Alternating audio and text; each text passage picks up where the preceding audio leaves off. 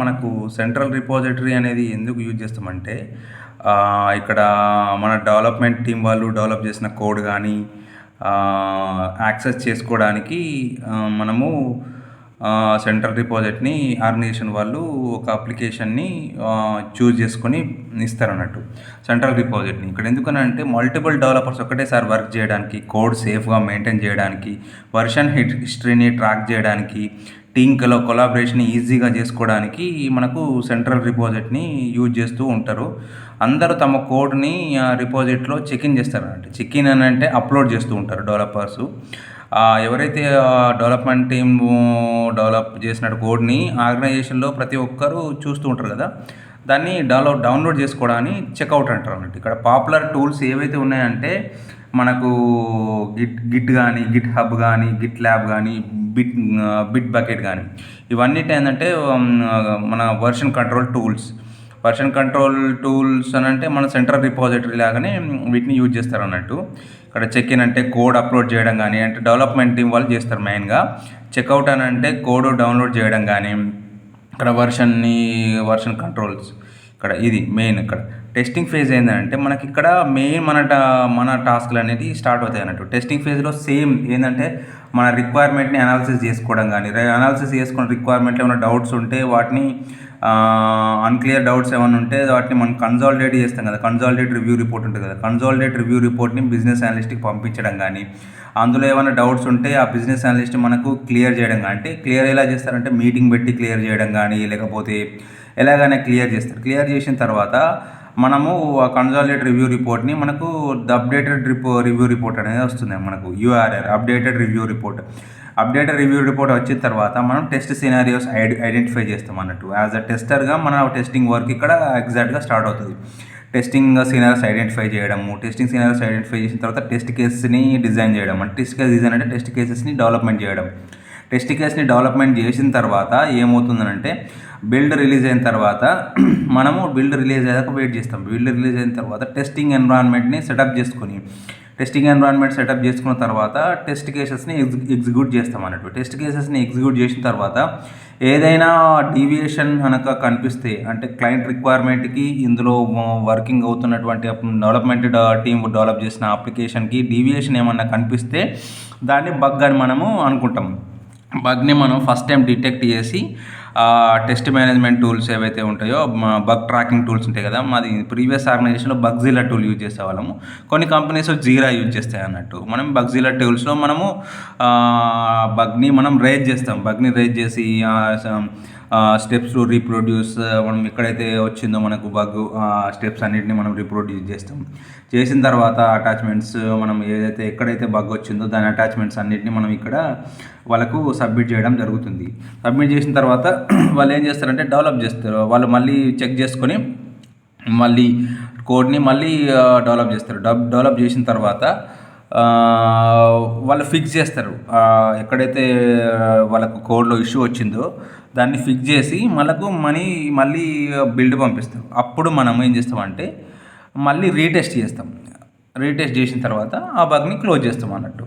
అక్కడ మన work start అవుతుంది. ఈ డెలివరీ మెయింటెనెన్స్ అనేది ఎలా అంటే టెస్టింగ్ పూర్తయిన తర్వాత బిల్డ్ని క్లయింట్కి ఇస్తారన్నట్టు. ఆ క్లయింట్ ఏం చేస్తారంటే స్టేజ్ ఎన్విరాన్మెంట్లో టెస్ట్ చేస్తాడు.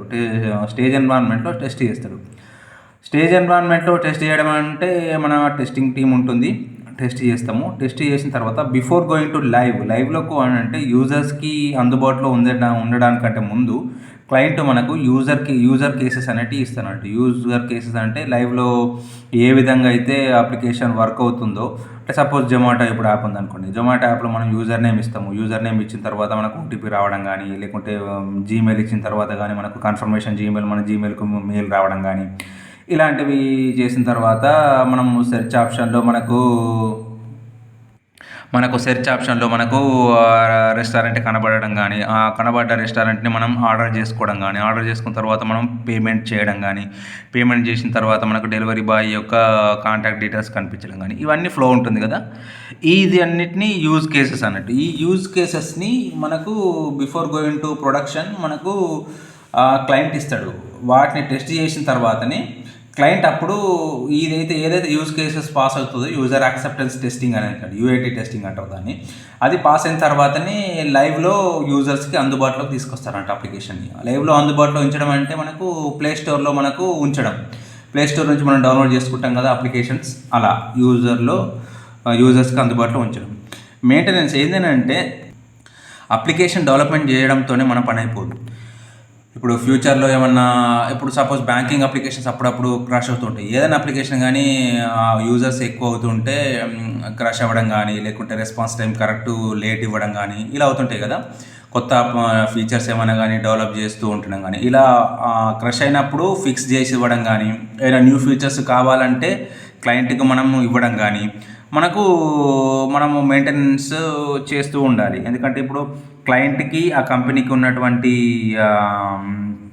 సైన్ ఆఫ్ మీటింగ్లో వాళ్ళు అనుకున్నటువంటి ఏవైతే రిక్వైర్మెంట్ అనుకున్నటువంటి డీల్ ఉంటుంది కదా. ఇప్పుడు సపోజ్ కొన్ని కంపెనీస్ 3 years వరకు నాకు ఏమైనా ఫిక్సెస్ కానీ లేకుంటే ఎన్హాన్స్మెంట్స్ ఏమైనా కావాలంటే కంపెనీ చేసి ఇవ్వాల్సి వస్తుంది అన్నట్టు. కొన్ని కంపెనీస్ 3 years ఉంటాయి, కొన్ని కంపెనీస్ 5 years ఉంటాయి. వాళ్ళ అండర్స్టాండింగ్ ప్రకారము వాళ్ళు సైన్ ఆఫ్ డాక్యుమెంట్లో ఏ విధంగా అయితే రాసుకుంటారో దాని ప్రకారము అన్నిటికీ వాళ్ళకు ఫిక్సెస్ చేసి ఇవ్వడం కానీ లేకుంటే ఎన్హాన్స్మెంట్స్ చేసి ఇవ్వడం కానీ జరుగుతుంది అన్నట్టు. ఇది ఏమన్నా ఇప్పుడు సపోజ్ వాట్సాప్లో న్యూ ఫ్యూచర్ అనేది గ్రూప్ కాలింగ్ అనేది వచ్చింది కదా. ఇప్పుడు అది కొత్త ఎన్హాన్స్మెంట్ అన్నట్టు. ఇప్పుడు వాట్సాప్ డెవలప్ చేసినటువంటి కంపెనీ ఉంటుంది కదా, ఆ కంపెనీ చేసి ఇవ్వాల్సి వస్తుంది అన్నట్టు. అలా కొత్త బగ్స్ ఫిక్స్ చేసి ఇవ్వడం కానీ, అప్లికేషన్ క్రష్ అయితే ఆ తర్వాత వాళ్ళకు ఏమన్నా న్యూ ఫీచర్స్ ఏమన్నా అప్పుడు వాళ్ళకు కొత్త ఫీచర్స్ ఏమైనా ఇన్వెంట్ చేయడం కానీ అట్లా చేయడం అంటే కంపెనీయే భరించాల్సి ఉంటుంది. కాబట్టి ఈ టైంలో ఏంటంటే ఏమైనా ఇప్పుడు సపోజ్ ఏదైనా ఇష్యూ బాగా వచ్చిందనుకోండి, ఎప్పుడు 24 hours మనం కంపెనీ తరపున టర్న్ అరౌండ్ టైం ఉంటుంది. 24 hours మనం మెయిల్ చేయాలి, మేము మీకు ప్రాబ్లం వచ్చింది కదా, ఆ ప్రాబ్లమ్ ఫిక్స్ చేసి ఇస్తామని. ఆ ప్రాబ్లం ఫిక్స్ చేసి మనం 24 hours వాళ్ళకు కొత్త బిల్డు మనకి ఇస్తే ఆ బిల్డ్ని అప్లికేషన్ని యూజర్స్కి అందుబాటులో మళ్ళీ కొత్త బిల్డ్ని యూజర్స్కి అందుబాటులోకి చేస్తాడన్నట్టు క్లయింట్. కాబట్టి ఇందులో డెలివరీ అండ్ మెయింటెనెన్స్ ఈ విధంగా ఉంటుంది. కాబట్టి నేను నెక్స్ట్ వీడియోలో మీ అందరికీ ఫస్ట్ నుంచి ఏ విధంగా అయితే ఉంటుందో టెస్ట్గా మనకు సాఫ్ట్వేర్ డెవలప్మెంట్ లైఫ్ సైకిల్ కానీ స్టార్టింగ్ వీడియోస్ నేను అన్నీ చేశాను కదా, 4 videos ఏమైనా చేశాను కదా, ఏ విధంగా మనకు క్వశ్చన్స్ అడుగుతారో టోటల్గా మీకు ఎక్స్ప్లెయిన్ చేస్తూ ఉంటాను. కాబట్టి నెక్స్ట్ వీడియో తప్పక చూడండి. ఇంటర్వ్యూ క్వశ్చన్స్ ఏ విధంగా అడుగుతారు, SDLC మీద ఏ విధంగా అడుగుతారు, టెస్టింగ్ ఎందుకు ఇంపార్టెన్స్, ఈ ఫస్ట్ నుంచి ఏ విధంగా క్వశ్చన్స్ అడుగుతారో నెక్స్ట్ వీడియోలో క్లియర్గా మీకు ఎక్స్ప్లెయిన్ చేస్తూ ఉంటాను. కాబట్టి ఈ వీడియోని స్కిప్ చేయకుండా చివరి వరకు చూడండి. నెక్స్ట్ వీడియోని కూడా నేను అప్లోడ్ చేస్తాను, దాన్ని కూడా చూడండి. అంటే ఇంటర్వ్యూ క్వశ్చన్స్ ఏ విధంగా అడుగుతానో చెప్తూ ఉంటాను మీకు. కాబట్టి ఈ వీడియో మీకు నచ్చినట్టయితే లైక్ చేయండి, మీ ఫ్రెండ్స్ అందరికీ షేర్ చేయండి, కామెంట్ చేయండి. Thank you. నెక్స్ట్ వీడియోలో కలుసుకుందాం. బాయ్.